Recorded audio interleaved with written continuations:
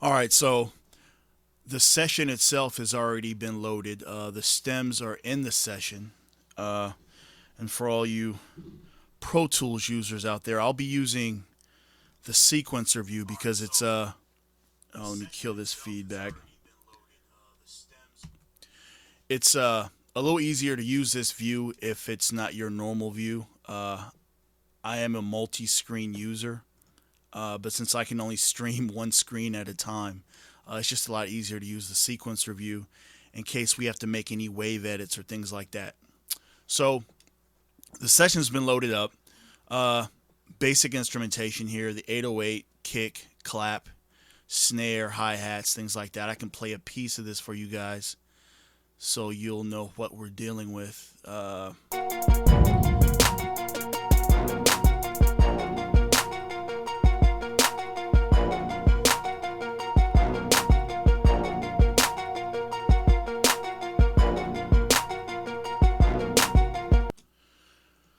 More instrumentation, just kind of spread out throughout the mix. Nothing ignorantly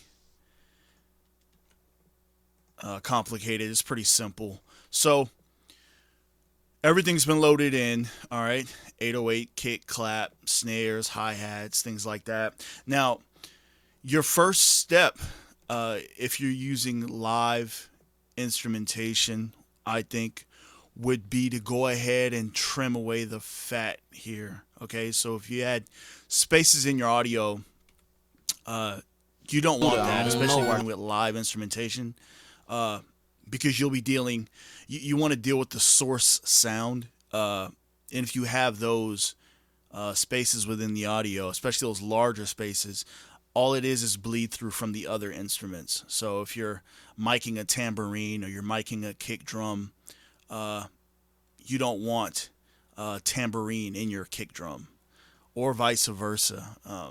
So the less you can have, the better. It just helps to go ahead and trim the fat there.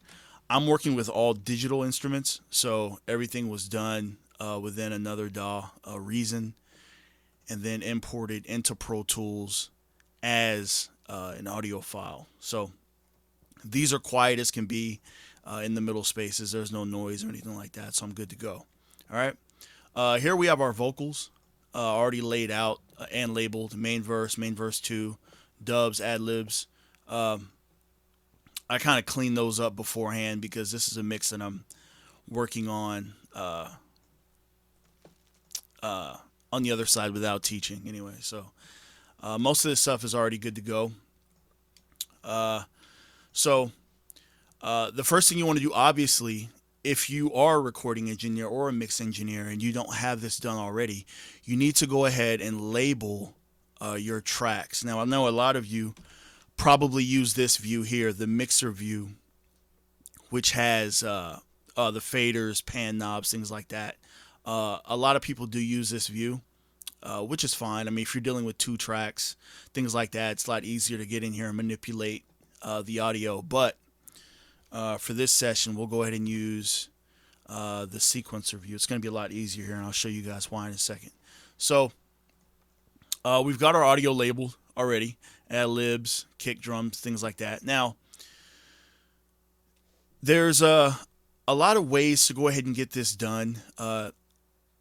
Even in larger mixing studios, you sum the audio. And what I mean by sum the audio is you don't want to deal with each individual file, have the track loaded with plugins, and it just destroys any processing power that your computer might have left, whether you're on a Mac or a PC, Windows, whatever you're using. So what we want to do is we want to create buses to send this audio so that we can manipulate it together. Okay, now that doesn't mean we can't use basic EQ and compression on each track. And I mean, we may want the dub track here to have a specific delay that the other tracks don't have to deal with. That's fine. You can put that on there. But for overall EQ, especially for bussing in reverb, things like that, it makes it a lot easier to go ahead and have all these vocal tracks bust into one fader that we can manipulate up and down.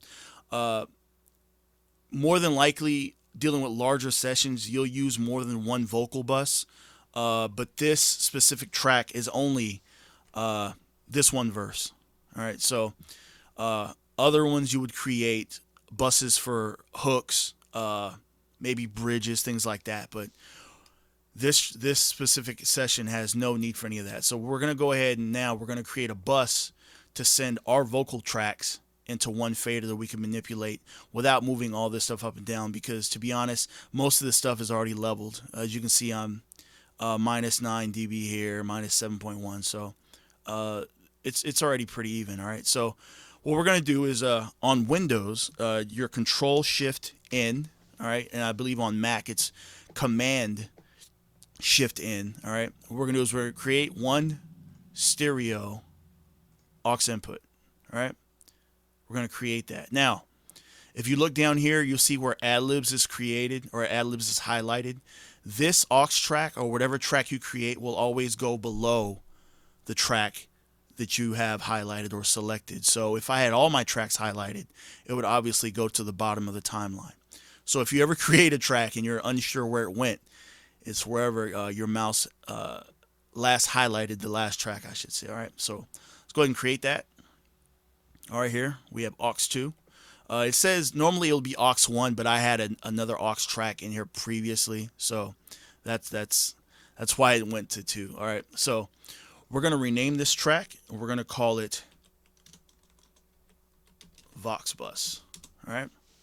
Now, the next step is obviously we want to find a way to send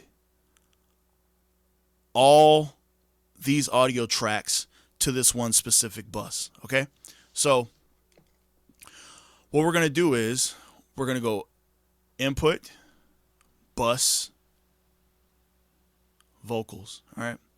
Now, as you can see here, mine were already previously created from a different session, obviously, that I had done some minor work on. Normally my bus count is pretty high, but we're going to just go here. Be sure you have, we're not going to the interface, okay? And these inputs look a little different because I'm doing something special here, but you want to be sure that you select bus, then select here. Now, it could be anything, all right? We could take 20, 25, 26. It doesn't matter, okay? Any number you want. What you're going to do is once you have that selected, right-click, rename, all right? So what we're going to do is we're going to call that vocal bus. Ta-da, all right? So now we have a bus that says vocal bus. The output is obviously going to the main outs or the master fader here.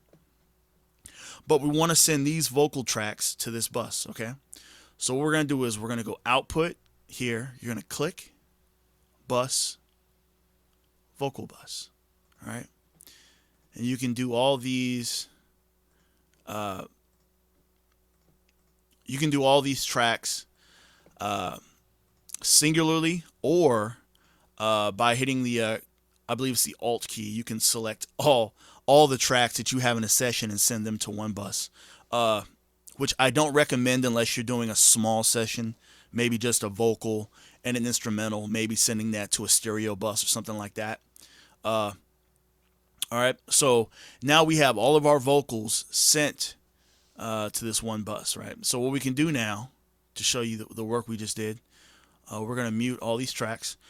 If you guys see, I just muted everything here. If you hold down your Alt key and hit mute, it will mute every track in the session, okay? Same goes for soloing tracks. Same goes for recording your tracks, all right? So what we're going to do here is we're going to mute these tracks, all right? We're going to unmute the vocal tracks, and we're going to hit play. They don't love you when you broke, so I'm going to rob a hustle. If I catch a pussy flexing, I'm going to test his muscles. All right? Now, with that, you have complete control over the entire gain structure of all the tracks, all right? So we can go digits. up. But what I learned this time, no circles, so take care of business. It changed the hood. Or come down, all right?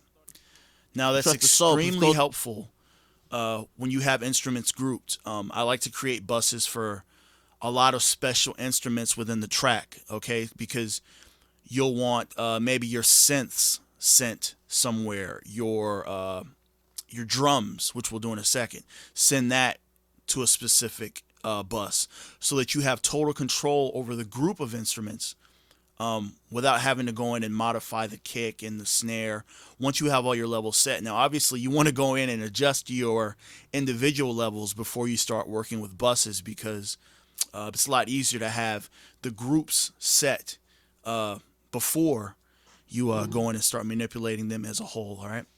So the vocals have already been sent. We're going to mute that. Now we're going to get to a little instrument work, all right?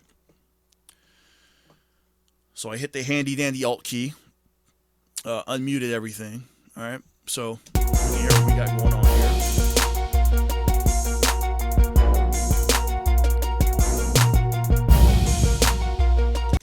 All right, so as you can see, we got basic drums set up. We got an 808 in there. We got a little synth going off over there on the left-hand side. We're going to focus right now on the drums, okay? Because as a hip-hop producer, as a rap producer, trap, whatever style of music you're working with in that specific kind of urban genre, the drums, a lot of the times they take the focus. So you want them to hit hard, but you don't want to necessarily take away from any of the other instruments that are within the mix. But our primary focus for this lesson here is just going to be getting our drums nice and tight, all right, just for now, all right? So let's go ahead and use the same step we did in the vocals, all right? We're going to go here,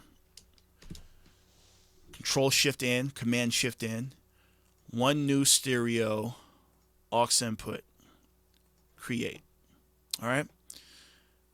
What we're going to do is we're going to label that drums.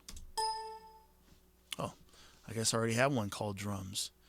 So we can go here to our input, bus, drums. All right. So now we have all our tracks here, right? Now, obviously, drums would pertain to something that you could sit in front of, right? Like a live kit, all right? What I'm going to do is I'm going to imagine I'm in front of a drum kit, all right? And I'm going to send all these specific instruments to a drum kit, all right? So we obviously are going to have our kick, drums, our clap, which is technically it could be a drum. We'll let it be a drum today. It's technically a percussion type instrument, but it'll work today. All right, our stutter snare, our hi-hat, of course, our snaps, which is another percussion instrument, but for the sake of time, we're going to send that to drums. The open hat, our cymbals, the crash, and that's pretty much it. All right, so we're going to mute the rest of this stuff. All right, select a small portion and just listen to our drums for a second.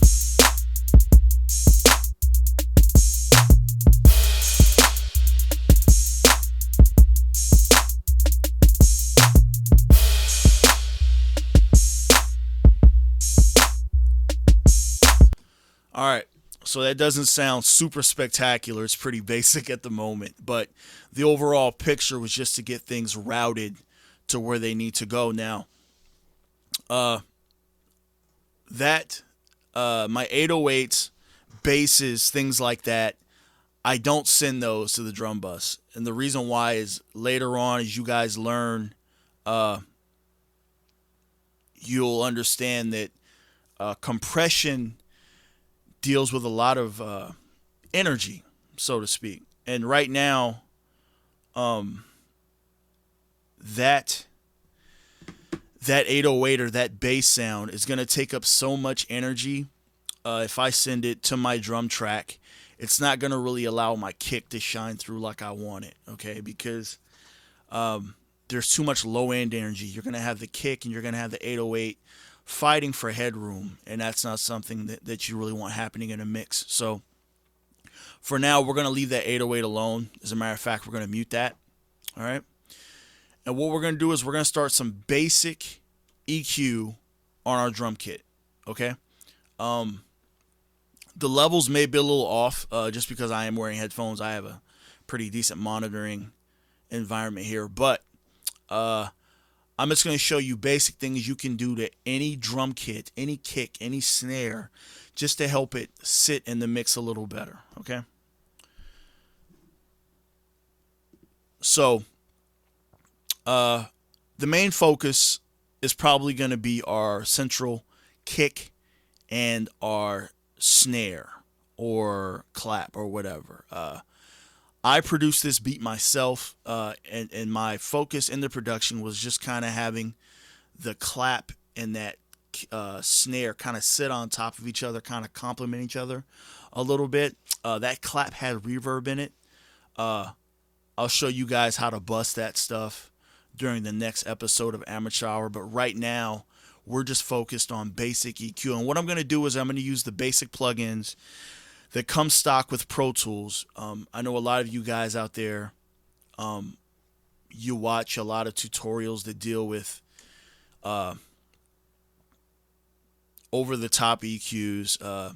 I'm a big Fab Filter Pro Q guy, but it's a $200 EQ plugin, and I know not a lot of people have $200 for a single EQ plugin or a single effect. So what we're going to do now is we're going to start off just using basic stock Pro Tools plugins, okay? So here, we're going to go to EQ. What I do normally is I take my bottom end out first, okay? So we're just going to use a plain old 7-band EQ. Let me drag this up here so you guys can see. Okay. So this is the basic stock 7-band EQ that comes with Pro Tools. Okay. We're going to solo that. Oh, you guys didn't give me. I meant to label that as drums. Oh, I guess I already have one. Where is it?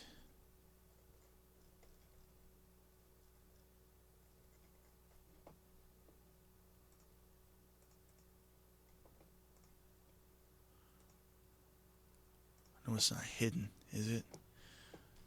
I don't want to get into that with you guys. So anyways, I don't want to get into hidden tracks with you guys. So for right now, I'll label this all drums, okay?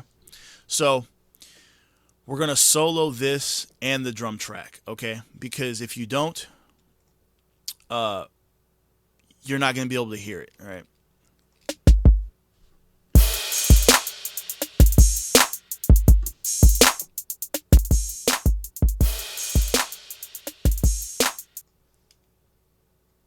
That boy be hustling. Ungroup those. Let's mute that again. All right. So now we have our kick. Let's be sure this is looped. Set that into a loop. All right. Now, as I listen to this kick, it's got a little too much bottom end on it, okay? And I know a lot of people would say I'm wrong at that, but understand that when you're EQing these instruments, you want them to sit well. So you can't have the 808, which people obviously want to hit really, really hard, and the kick sitting in the same frequency range. It doesn't work that way. So what we're going to do is we're going to take a little low end off of that kick, all right? So we're going to engage our high pass filter up here, right? The slope or the octave, we're going to set that high, okay? 24 decibels per octave. And all that means is for every octave in the frequency range, 24 decibels of volume will be removed from the signal, okay? So right now we're going to go all the way up, probably somewhere around 55, 60, okay? Some of you guys may say that's a little too much, but you need to understand that most bass frequencies are around the 60 to 100 range as far as your bass kick, stuff like that, all right? And there's another trick I'll show you guys with the higher ranges up here, 1K, 3K, with your kicks to help bring out some of that top end of the kick. But we'll get into that a little later. All right, so let's play this again.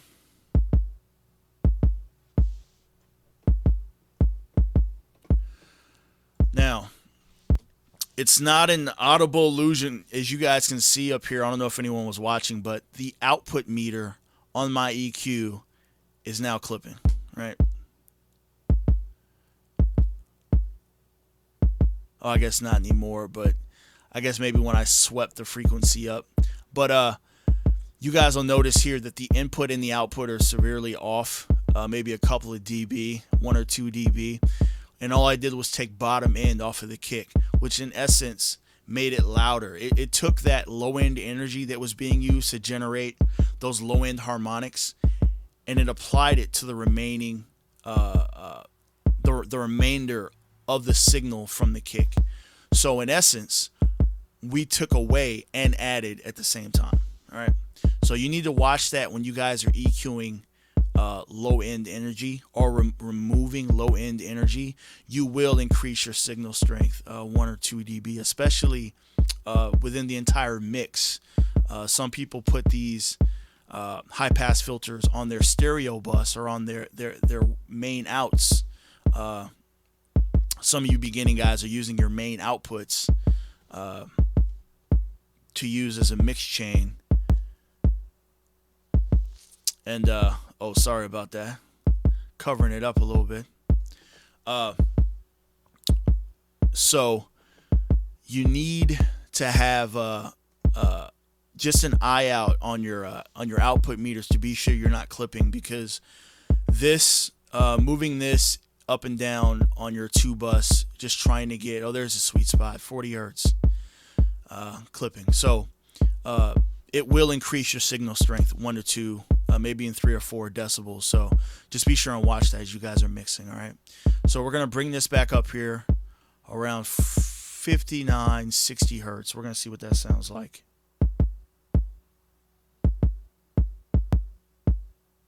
All right. That's pretty good. All right. Now, all we're doing here, just the bare bone basics, we're just going to do a lot of high passing on these instruments, so I can show you how much of a cleanup you can have without having all that low end frequency response on instruments that don't need it. Okay, especially your claps, snares, hi-hats. You guys will be really surprised to learn how high you can go on a hi-hat without losing anything. It's pretty high up on the frequency response chart. All right. So we have that done. All right. So now let's check out what our claps are doing. Claps and our snaps. All right.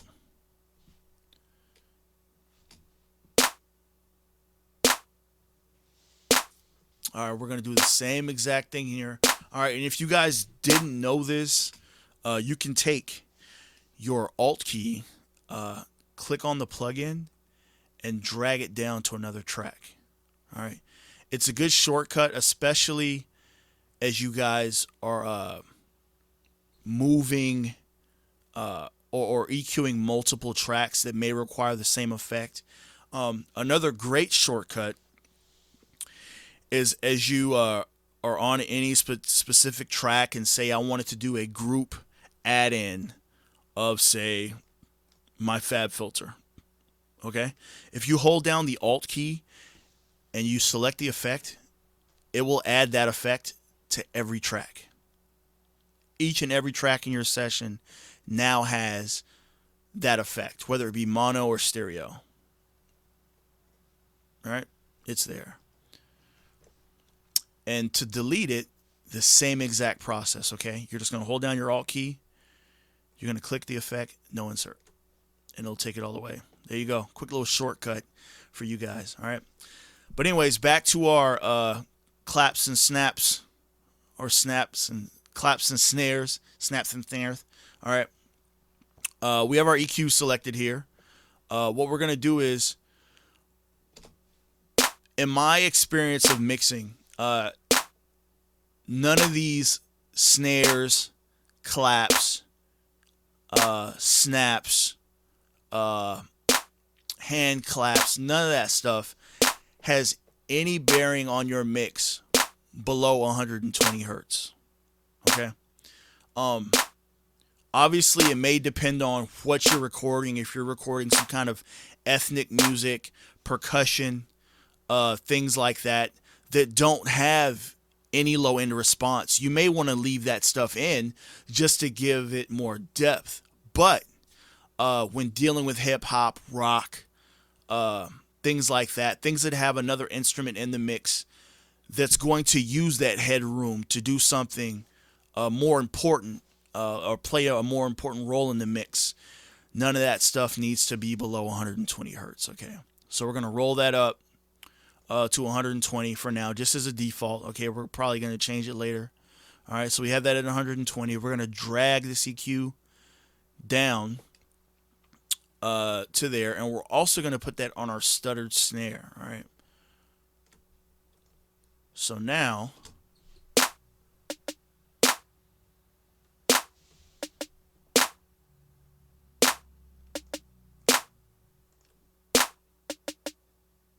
if you guys are listening through monitors, you'll be able to hear the difference. It kind of cleans up the grittiness that was kind of in there. Sometimes you want that, sometimes you don't, especially for modern rap, modern hip hop, radio hip hop. You kind of want a cleaner sound.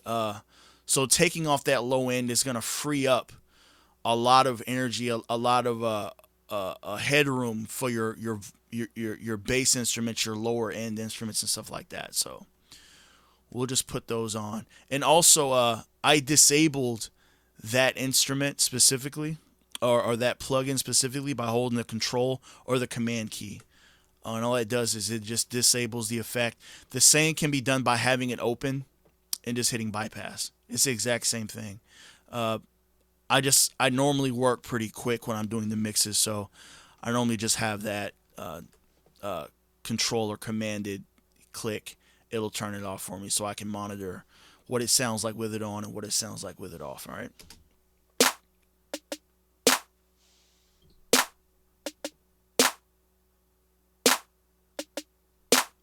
All right. So those are sounding pretty clean. Okay. The hi-hats. I'm going to show you guys something crazy. Hi-hats have a very high, a ridiculously high frequency response. So, just to show you guys is a cheating method. I'm gonna put my fat filter on here and show you guys. As you can see, the frequency response doesn't really kick in on this hi-hat till somewhere around the 5K range. I mean, if you want to be honest, I could take all that out and the hi-hat would sound pretty much the same. So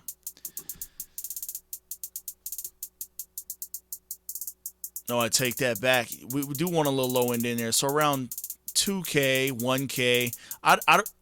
I normally don't go any higher than 800 hertz, to be honest. I brought this up for you guys just to show you that the hi-hat frequency response is so high that it really does get in the way of other instruments if you're not careful.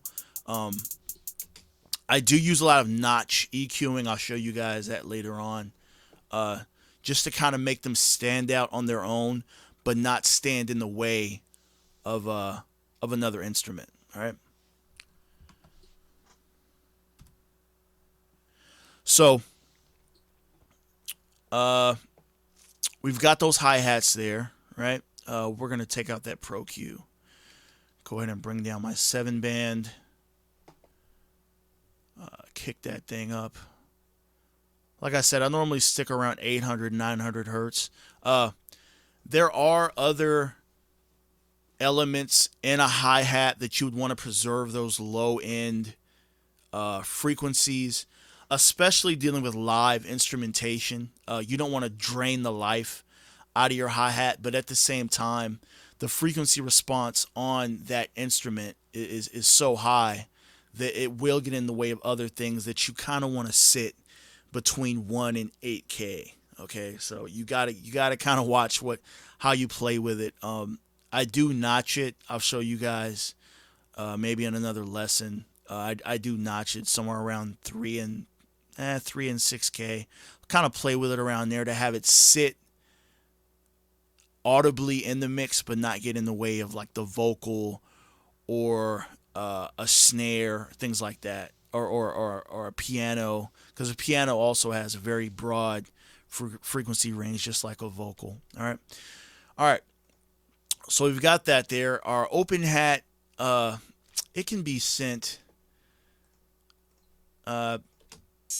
It's it's an artificial hi hat. Okay, it's not one of those played hi hats or open hats. So that thing can be knocked up pretty high too. It's easier to do it by ear. So if you have a decent set of monitors, I don't recommend mixing by headphones unless you have a really great pair of headphones. So unless you're spending, $200-$300 on a pair of headphones, I'd recommend a set of monitors in a decently treated room to do any kind of mixing. But I know some of you guys are just starting out, so that's not a huge possibility at the moment. So if you have headphones, the main ingredient, the main thing of all this is you want to take away until you're taking away, if that makes sense. Okay, so you want to take away that low end energy until you're taking away from how the instrument should sound to you, because mixing is to taste. Okay, so if you're taking away so much that it sounds thin, brittle, obviously that's just too much, because it sounds thin, too thin. There's no body, right? So we want to bring that back down.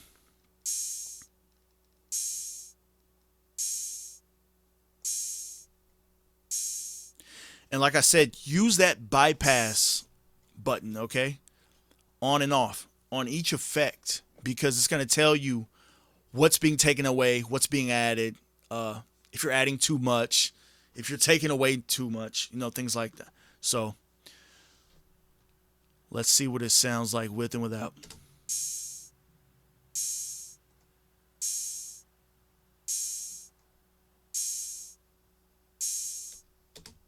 Sounds good to me. Okay. So we got that there. Cymbals, to be honest, I EQ my cymbals and my hi-hats the same. Low pass, my hi-hats and my cymbals the same. The cymbals or the crash, it's up there. It's got a little more body to it than the hi-hat, okay? But you can high and low pass it to kind of sweep it in. And that's something I didn't get into yet. The high pass, you're taking away low end energy, okay? Excuse me. The low pass, you're taking away high end energy, okay? So it's possible that you can sweep these in here, okay? And figure out what is the best frequency response for my instruments so that they're not getting in the way. A lot of the times as you guys go along, as you gain more and more experience, you'll automatically know and hear what instruments have a pocket. What instruments have a pocket within the mix that you'll automatically know what sounds good where. Because a great mix, you're able to distinguish every instrument. Nothing's getting in the way of anything else. The bass sits great. The vocals are sitting on top, just great, just shining, and everything has got its own place in the mix. Left and right is fine. Everything is coming through on the middle. Your bass is really shining through. So, like I said, you'll figure out pockets to where every individual instrument can go. The low pass is really great for all of your high energy components within a mix. So a lot of modern synths are super gritty, super grimy. They have a lot of high end information that doesn't necessarily need to be in the mix, because they shine through in places where other instruments would sit better. So with these cymbals, let's just another thing real quick. I know you guys are just starting out. you see this grid button up here? It can be your best friend, okay? If you guys haven't figured out a way to manually do this yet, right? What I did was I had my tempo already set, right? I'm at 164 beats per minute. I don't really use this transport window here, but I brought it up just to show you guys something, okay? That's your little conductor, all right? If your conductor is set, it allows you later on, this is something totally different, you can set specific tempos in the song to move at, okay? So if you wanted the beat or your track to go at 82 beats per minute now and then 110 beats per minute later, if you guys were setting some sort of set, DJ set, things like that, you could do that, but we're not doing that now, okay? I brought this up to you guys.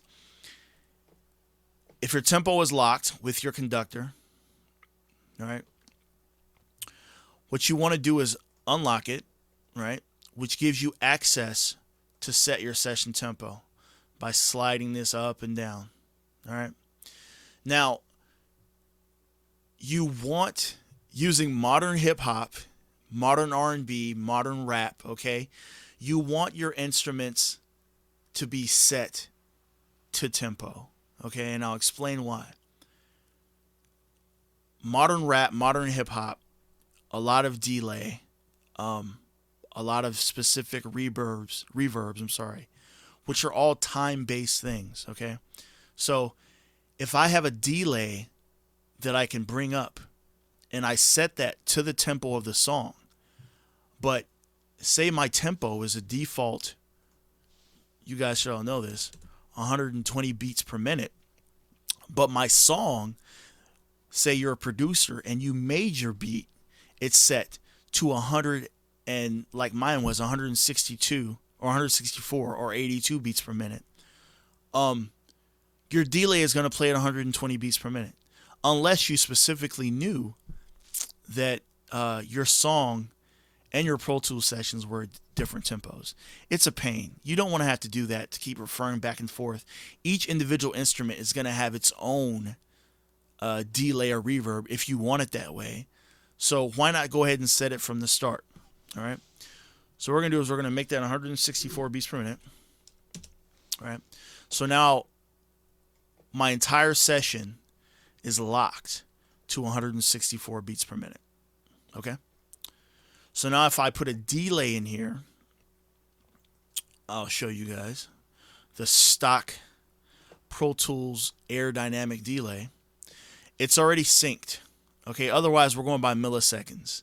Nobody wants to try to set their delay from milliseconds. You have to break out a calculator. It's a pain. Nobody wants to do that. So let's just sync that to the tempo. So right now we're basing that on quarter notes. All right. So now my delay on my cymbals is going to go to tempo. And what we'll do is we'll put our handy dandy metronome on. All right. We're going to create a click track, right? So now,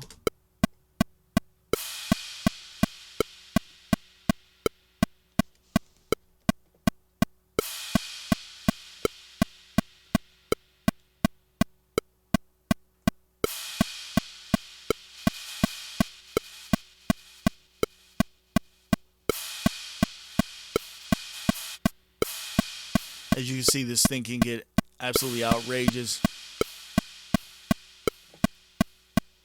But anyway, so that delay is set to time within the session. You can have multiple delays, multiple reverbs on each track, but they'll all be set, or I'm sorry, the delay can be synced to the tempo of the session, which makes everything a whole bunch easier. You don't have to break out the calculator, calculate how many milliseconds are in a quarter bar at 120 beats per minute. Nobody's trying to Einstein their mix session. That's too much trouble. All right. So we've gone over the basics. We've gone over how to EQ, taking out low frequency information, taking out high frequency information, setting effects on a total session, which is something that I always do. When I first boot up my session, I import my tracks. I use my trusty Fab filter. I put that on every track. Okay, that's always my first effect on each track, except for my vocals. The vocals get a de-esser. You guys should all know what a de-esser is. It takes those harsh sounds out of the vocal. I use a de-esser first, then I compress, then I EQ. All right, we'll get to that in a different tutorial. So we've got the basics in our drum kit here. All right, what I can do is, let me take that click track off because nobody likes that. It's annoying.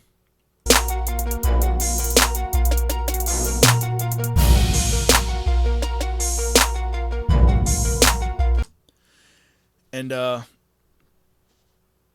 while I'm here, since we're all together, united as family, let me show you guys something real quick with the 808. Okay.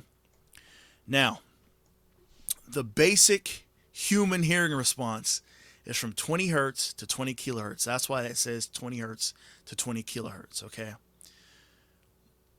If you guys don't understand what hertz and kilohertz are, they're cycles per second. Okay. All you guys that have automotive car systems understand that your woofers move with the bass. Okay. So at 20 hertz, that 10 or 12 inch woofer is moving 20 times per second. Okay. A lot of the times, 20 hertz, you can't hear it. You just feel it. And that's why you have woofers, is because that low end energy can't always be transferred into audible information. It's transferred into a tactile or a touch feeling. Okay. It's fine. But this isn't 1993 DJ Magic Mike, Miami bass connection. We're not doing that anymore. Okay. That low frequency information can be used in other ways. So I'm going to take that 20 hertz, high pass sweep, and I'm going to bring that up a little bit. Now, I'm not using the full 24 dB per octave slope in there because that takes too much low end energy. Okay. Cause there's still stuff down there that we want, but we don't want it to take up so much space in our mix that it's going to have our compressor that we're going to place on there just slamming, because the compressor will be moving off of the energy produced, not the sound produced by the 808. All right.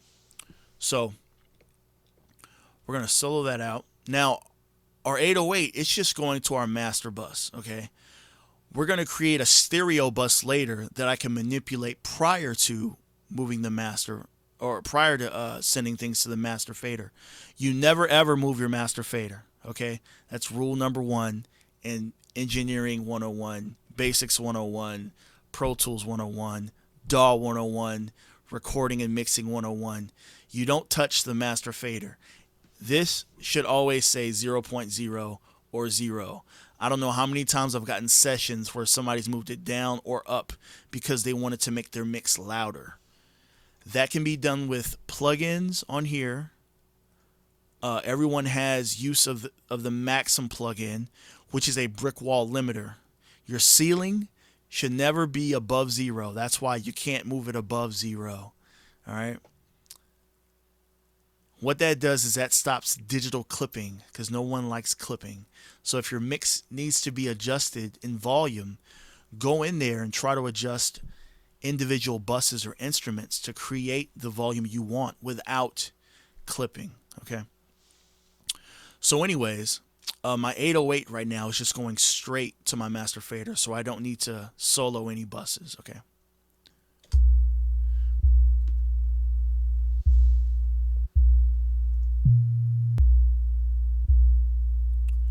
All right. So we've got this high pass and we've got it low pass. Okay. The reason we have it low pass is because there's this thing called harmonics. Okay. First order, second order, third order. Just because that means that in layman's terms, if there's something happening at 20 hertz, there's also something happening up there at 20 hertz. You may not be able to see it. Actually, you probably can here with my fab filter. Alright, so as you can see, this is pretty clean except for this spike we're getting up here somewhere around 20 hertz, okay? Because that 808 is creating harmonics that are audible throughout the spectrum, okay? Maybe not as much, but it's still there. That's information we don't need because we want to create the cleanest mix possible, alright? Now, later on, we're going to create some on our own to help that 808 be a little more audible. But that's something that I want to do on my own. I don't want to have the 808 dictate to me what kind of sound it's going to create. All right. So you guys can hear that thing. It's humming pretty nice. All right.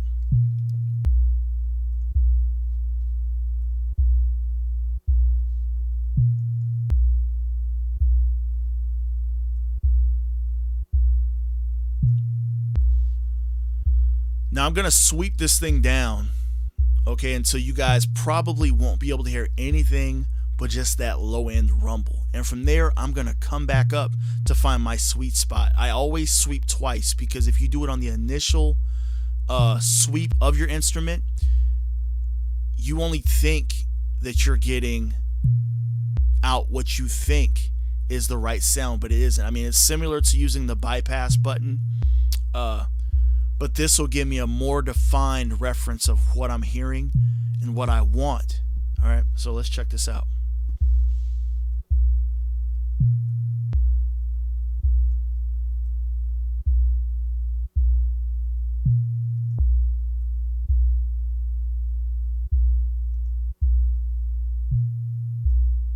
Oh, I guess we're not. So the stock low pass filter on the Pro Tools version 11 is what I'm using here, only goes down to 120 hertz. Okay, what we can do is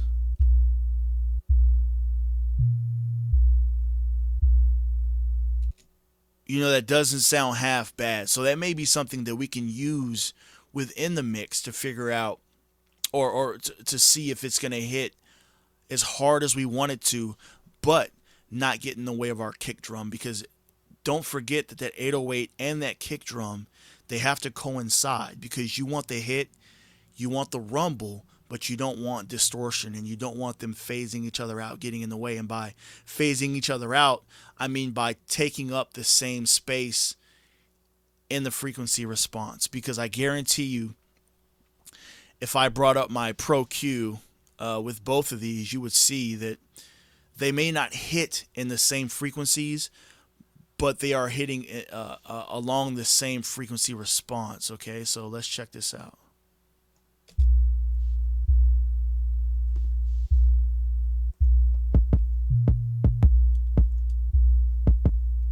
All right, so there's our kick drum.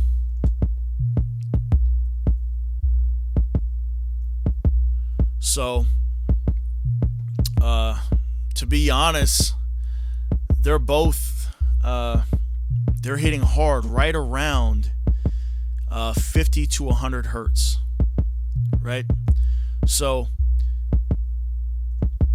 the name of the game is compromise, okay? Because you can't have both of these instruments sitting on top of each other. Just hearing them play right now was just too much for me, because normally I have everything kind of separated out. So something has to give, all right? And your role as a mixer is to figure out which instruments are going to take the main stage. Now, obviously, you're going to have the vocals, which should always be the primary focus of the mix, unless you're doing some kind of live opera or something like that, But for what we're doing and for what you guys are learning and watching today, the vocal will always be the center stage of the mix. Now, beneath that, you're going to have your drums, your 808. Really, the drums and the 808 have taken the spotlight along with the vocal in modern hip-hop. So we want that 808 to hit as hard as possible, but we want our kick to kind of drive the mix, okay? So what you have to do is, as you're EQing, a great tool, an awesome tool, is to take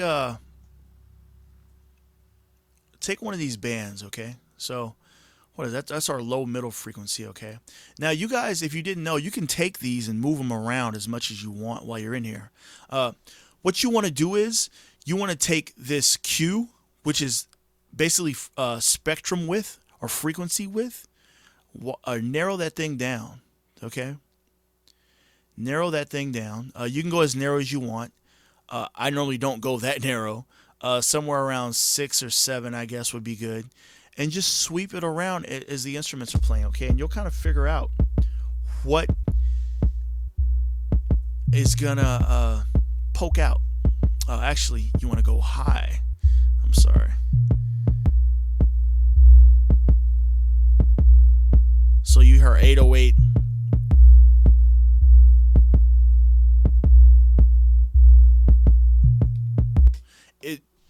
It really likes 50 hertz. Okay, so in your mix, decide, hey, if my 808 is going to sit 50 hertz, where can I put my kick so that it's also hitting like I want it to, but it's not getting in the way of that low end information of the 808.